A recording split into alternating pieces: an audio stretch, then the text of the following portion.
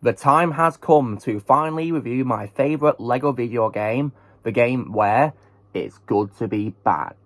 Yo, dudes, the Empire's pretty chill. Maybe you could, join it or something.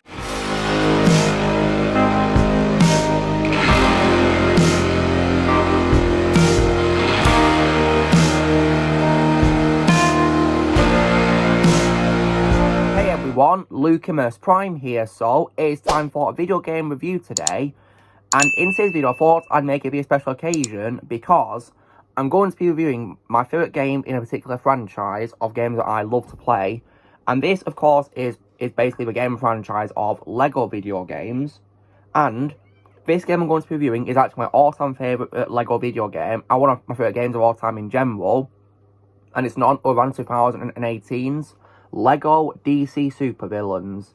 So, now, how was this video game made then? So, after, of course, LEGO did a video game trilogy focusing, of course, on Batman when it comes to LEGO games, there was speculation that a fourth one was going to be made in around May 2018 due to leaks being, of course, revealed, which hinted towards the development for another LEGO video game involving Batman and other DC characters. It was then officially announced in May 2018 by Warner Brothers that this game would actually be focused on DC supervillains. And one of the game's developers, called Arthur Parsons, also confirmed that this was actually inspired by the levels in Batman the video game where you play as villains point of view. Only this time it's a full-on game all about villains, really. So, and I was, of course, definitely really interested in this concept because it seemed based on trailers they were not acknowledging the heroes, they were only, of course, acknowledging that the villains are taking over. And I'm thinking, this sounds really intriguing. And then, however, of course, trailers confirmed it would still feature the heroes, so would, of course, the gameplay reveals too. And upon seeing the gameplay, I was 100% in for this game. And one reason why is also because of the revealed voice actors involved in the game as well. Because after I was very disappointed with the voice cast for Marvel Super Heroes 2 because of the voice actor strike that happened when the game was being made, I was really worried this game would not have a good voice cast, but I was thankfully proven wrong because the game's trailers revealed there was lots of great cast members in this game, which I'll get to, of course, and talk about this game's amazing qualities. The game was then released in October 2018 for of course, various consoles being, of course, the PS4, Xbox One, Nintendo Switch, and also as well got a Mac version in July 2019 released worldwide, and also on PC as well, I think around the same time as the console versions back in 2018. When it comes to my reaction to this game, my initial reaction, so I first played the game, I think it was on Nintendo Switch back in 2018, yeah, because I got it on Nintendo Switch to play, and I definitely absolutely loved it, and I can confidently say that this is my favourite LEGO video game of all time, and one of my favourite games ever. And as you can see here, I rebought it on PS4, and recently, early at the start of this year, I platinumed it. And it was definitely, in my opinion, a really awesome experience to revisit it and to go through it. And even to this day, it's still my favourite LEGO game of all time. So, now what is the video game about then? So, the plot of this game, as you will probably see in the trailers, of course, is all about the villains of DC. And in this game, at the start of it, the Justice League disappear. And this is a result of a new group of so-called heroes who arrive and take their place by sending them via a boom tube to, of course, what's filled to be Apocalypse. And this, of course, results in the villains reluctantly taking on the role of Earth protectors, and they have to, of course, defeat this rival group, who, of course, are going by the Justice Syndicate, but actually, of course, Earth 3's Crime Syndicate, who are in disguise as heroes, who are searching for a powerful item for their master. And, of course, this powerful item is the anti-life equation. As you probably guessed by that, this game's main villain is none other than Darkseid. So, now what is this game then? So, I'd say one of the main highlights of this game for me is definitely, for me, the voice cast, because I will confidently say that, in my opinion, this game has the best LEGO voice cast I've ever had the fortune of hearing in my life, ever. So, for example, the Joker in this game is voiced by my favourite Joker of all time, Mark Hamill. This is the first time playing LEGO Joker, and to hear his voice in the gameplay reveals, it made me so hyped and more excited to play the game that he was in this. My favourite Joker of all time in this, yes. And also, as well, when it comes to Batman, for the first time, and unfortunately the only time. He was, of course, voiced by my favourite Batman of all time, Kevin Conroy, may he rest in peace. And to hear Kevin Conroy playing Lego Batman was just incredible. Like, I was thinking they'd got Troy Baker back because he voiced him, of course, in Lego Batman 2 and 3 and also Lego Dimensions. But no, they instead got my favourite Batman of all time to reprise his role in a Lego form. Like, I was not expecting that at all. And also, as well, Wonder Woman is voiced by my favourite Wonder Woman of all time, Susan Eisenberg, for the first time. I could not believe that either. And also, as well, Darkseid, I've also mentioned, he's voiced by Michael Ironside, reprising his role from the DC Animated Universe. What's also really awesome is his first time voicing a character since Justice League Unlimited. Like, that's just incredible. Like, for the first time since 2006. Like, wow. And there's many other great cast members in this reprisal roles. Like, for example, John Barrowman also reprised his role from Arrowverse as Malcolm Merlyn. And also Clancy Brown reprised his role from various DC properties as Lex Luthor, my favourite Lex Luthor of all time. Also Tara Strong as Harley Quinn as well. And she's, of course, my second favourite Harley Quinn in behind Arlene Sorkin, may she rest in peace. But Tara, in my opinion, nails it as Harley Quinn in this game, in my opinion. Absolutely. And there's tons of other great cast members in this, but I'd be all day praising them because there's so many, like, stellar castings in this game, in my opinion. Like, wow.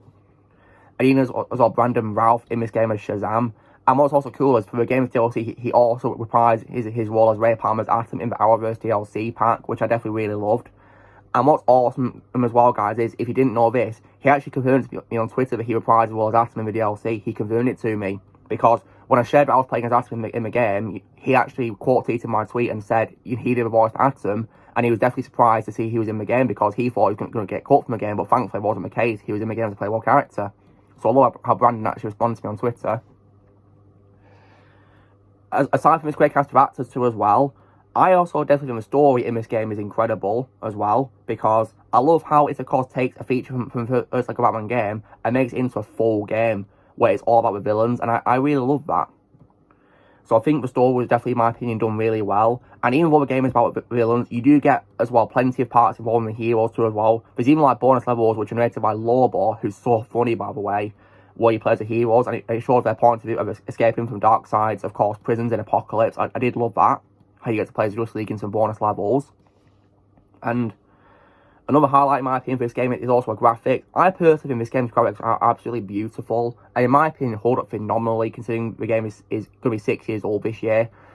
And, like, one thing I do love is probably how, of course, in the open world, the graphics change depending on where you are. For example, when you're in Gotham City, it's raining and it's at night time, whereas in Metropolis, it's sunny at daytime. I love that. And when it comes to Gotham City in this game, I also love how they appear to have taken slight inspiration from Batman Arkham Knight when it comes to the visuals and the look of the city. And what's cool is, you know, the diner that appears at the start of Arkham Knight, it's in this game, which is definitely a really cool connection, I must say. You know, I definitely love how we took inspiration from that diner in Arkham Knight for this game. And speaking of that, I also love how this game also added new gameplay mechanics, because a lot of it is taken from previous LEGO DC games, of course, because it's still a DC game and all that. Like, for example, the characters' idle animations are the same as previous games for the most part. Whereas in this game, they actually added new abilities, which I thought was really cool. When it comes to Batman and other characters, I love the addition of advanced gliding, where basically you can actually control the gliding to move up and down while you're gliding. And that reminded me so much of the Arkham games. Like, when you're gliding as Batman in this game, it literally feels like you're playing the Arkham games, but where it's Lego. Like, that's definitely, in my opinion, really cool. And of course, speaking of the Arkham games, lots of cast members from the Arkham games do reprise roles for this game, which is why I think the cast is so awesome. Like, I definitely love that. For example, I've already mentioned Kevin Conroy, Mark Hamill and Tara Strong, and also Wally Wingate as the Riddler, for example, and also Tasha Valenza as Poison Ivy, my favourite Poison Ivy, and also Grey Griffin as Catwoman too, as well. Just lots of stellar casting in this game. It's amazing. And also, when it comes to this game's main character, I've already said, of course, the main villain is Darkseid, but if you're not playing this game, then you might be pleased to hear that the main character you play as is you. Because your character, you've got to create as like a custom character at the start of the game, and that's the main character in the game. And you get to interact with the villains and the heroes. It's amazing. And you get lots of powers throughout. Like, it literally feels like, you know, you're in the game. And I really love that.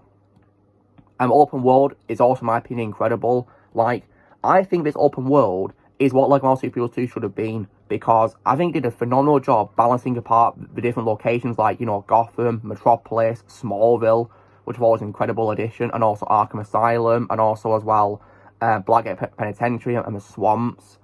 Like, I personally absolutely nailed the open world of this, just incredible. You can also visit the Justice League Watchtower as well, which definitely, in my opinion, was much better than it wasn't like a Batman 3, in my opinion, because I feel like in that game, it was way too overused, and in my opinion, way too big to get around, and it got overwhelming. But in this game, it's thankfully small, which I really appreciated.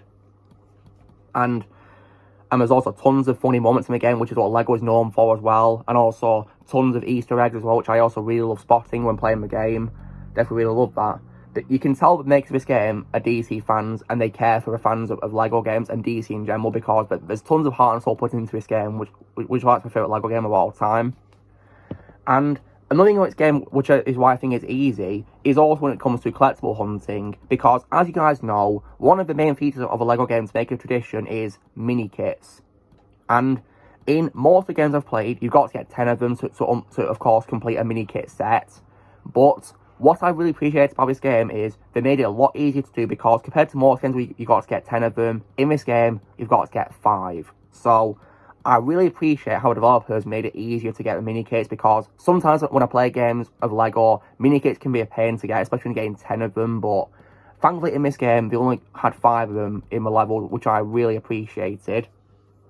So that made it a lot easier for me to 100% complete the game, because from my experience, guys, platinum in this game, in my opinion, is really easy, because most of the game's trophies are just by completing the levels. There's also trophies for getting, you know, the true villain status, with the coins you collect, and also as well, trophies involving certain characters as well who you play as. Definitely, in my opinion, really easy. There's also a combo trophy in the game too, but thankfully, compared to LEGO Incredibles, this combo trophy, you got to get 75 hits. In this game, I think you got to get about maybe 10 or 15, something like that, so it's definitely much smaller. So I really appreciate how we made it a smaller combo number needed for a trophy.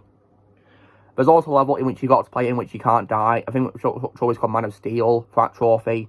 But if you want to get a trophy easier than just play as a character who's invincible like Superman, that's definitely a lot easier, in my opinion, and to get really. But I got it right even trying it on a certain level. I think it was probably the Gorilla City level. And speaking of the levels too, I love how the levels also feature locations which aren't in open world, but we still acknowledge them either way. Like, for example, Gorilla City and also Themyscira. I thought it was definitely, in my opinion, a really cool addition to the game. And the story from start to finish is absolutely epic, in my opinion, just absolutely incredible. And also the bonus levels where you play as Justice League are also lots of fun as well too.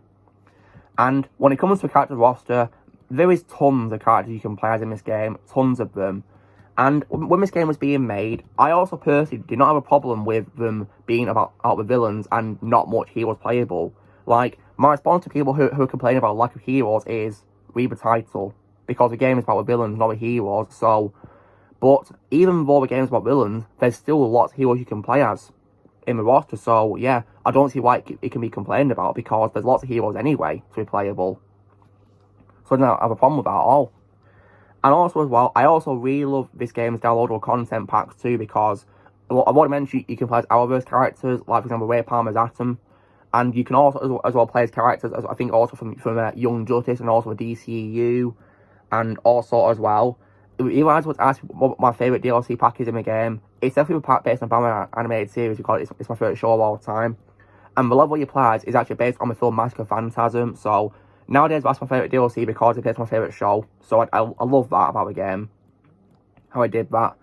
And there's also DLC, I think, also based on Justice League Dark as well, and I definitely love that addition to the game as well, which is definitely, in my opinion, really cool. And also games which are also based on the Aquaman movie and also the Shazam movie as well.